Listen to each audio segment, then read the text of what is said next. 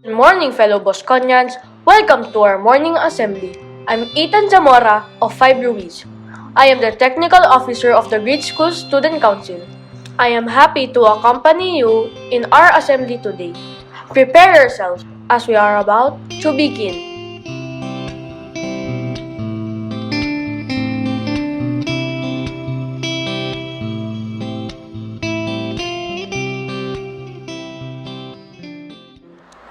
Let us now honor our flag and sing our national anthem.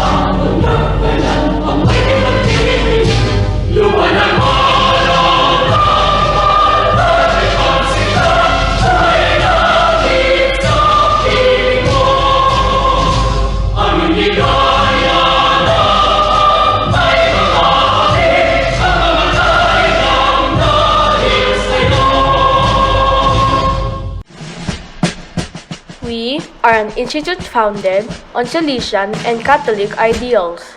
As an educative pastoral community, we now recite our vision-mission statement.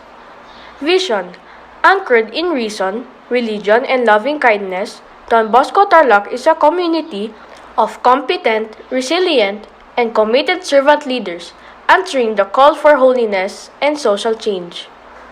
Mission, to be an educative pastoral community of lifelong learners, champions of integral ecology, and agents of social transformation, to provide a holistic Catholic education that forms the young, especially the poor, to become good Christians and honest citizens. Let us now make our Bosconian pledge. I am a Bosconian, a man of prayer. I love my gun and live my faith. I am a Bosconian, a man of character. I fight for what is good and right. I am a Bosconian, a man of excellence. I give my best in all I do. I am a Bosconian, a man of service. I live and serve with holy joy. I am a Bosconian, in word and in deed indeed. We begin our mornings with a close conversation with God in prayer. Panalangin para sa kapayapaan. Ipanalangin natin ngayon ang ating pamayanan, ang ating bayan, ang bansa at ang buong mundo. Maghari nawa ang kapayapaan at kabutihan dito sa lahat ng pagkakataon. Dumulog tayo sa ating butihing Panginoon, ang Hari ng Kapayapaan. Sa ngalan ng Ama at ng Anak at ng Espiritu Santo. Amen. Panginoon ng kapayapaan, kami dumudulog sa iyo sa aming pangangailangan, sa gitna ng mapanirang kapangyarihan ng karahasan at terorismo. Itulot mo na ang aming mga pamayanan ay maging kanlungan ng kabutihan, katarungan, katotohanan, pag-ibig at kapayapaan. Patawarin mo kami sa aming pagkukulang na itaguyod ang pagkakasundo at kapayapaan. Kung saan may marahas na tunggalian, magkapit-bisig nawa kami para sa kapayapaan bilang magkakapatid. Kung saan may kasaganahan at kalabisan, magkaroon nawa ng payak na pamumuhay at pagbabahaginan. Kung saan may kahirapan at pagdarahop, magkaroon nawa ng marangal na pamumuhay at pagsisikap tungo sa makatarungang panuntunan. Kung saan may kasinungalingan at pagkukunwari, palayain nawa kami ng iyong katotohanan. Kung saan may paghihiganti, magkaroon nawa ng paghihilom at pagpapatawad. Tulungan mo nawa kaming magtalaga ng sarili sa mabuting balita ng kapayapaan. Ipagkaloob mo sa amin ang espiritu ng paggalang, awa at pagmamalasakit, at idulot mo nawa ang pagsibol ng kapayapaan at pagkakasundo ng lahat magpasawalang hanggan. Maria, Ina ng Kapayapaan, ipanalangin mo kami. Aba, Ginoong Maria, napupuno ka ng grasya. Ang Panginoong Diyos ay sumasa iyo. Bukod kang pinagpala sa babaeng lahat, at pinagpala naman ang iyong anak na si Jesus.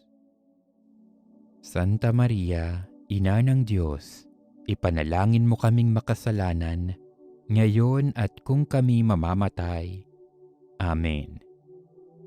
Sa ngalan ng Ama, at ng Anak, at ng Espiritu Santo. Amen.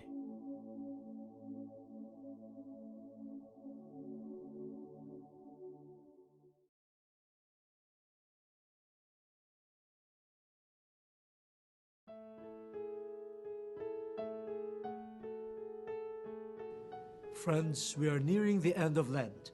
Next week, we will join the Lord to Calvary and await His resurrection at Easter.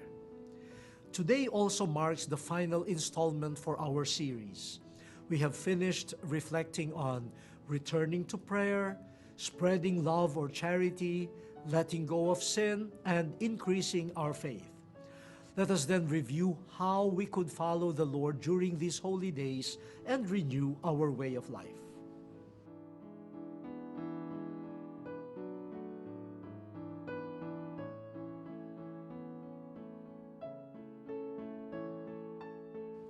First, obedience to the Father. For Jesus, the will of the Father is primary. My food is to do the will of the one who sent me and to finish his work, he says in the Gospel of St. John. He did everything, bore everything, and lost everything to fulfill the will of God whom he called his Father. He even offered his life that we might be reconciled to the Father. These really come from his obedience to the Father that springs from love. Now we turn to ourselves, human beings. How are we obeying God? He tells us to be good stewards of creation. He tells us to love one another and to take care of the needy and the marginalized. He tells us to hear His word and share it to all. Are we responding to these in obedience to the Father as Jesus did?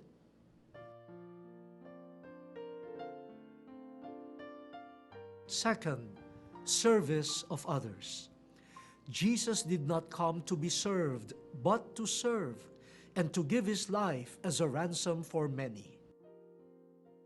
He would go from one place to another as a simple servant in order to bring, to share, and to make people feel the presence of God and their human dignity. Who is not moved by His gestures to the sick, to those who had been pushed to the margins by society, the tax collectors, the woman caught in adultery, the lepers, the children, among many others? In Jesus, we see that true worship of God is seen in the way we regard and serve those whom He calls the least of our brothers and sisters. Are we following with a sincere heart this path traced by Jesus? Let us make haste and serve Him in the poor and the lowly.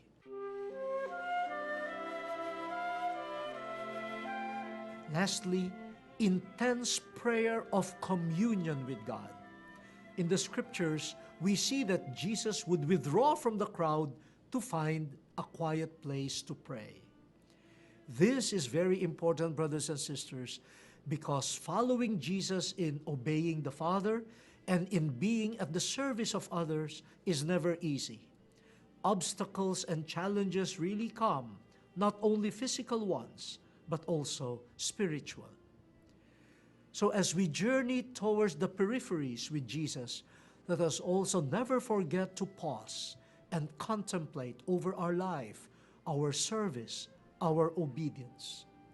Only by sharing prayerful moments with the one who sends us would our spirit be renewed and refreshed, enabling us to continue following Jesus, to do more, to give more, to love more.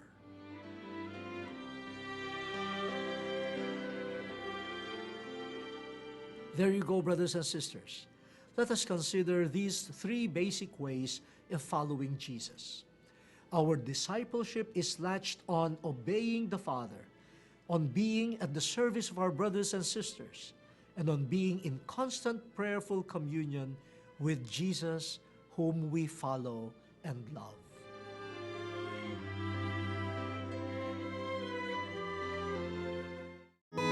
Thank you so much, fellow Bosconians, for joining us this morning.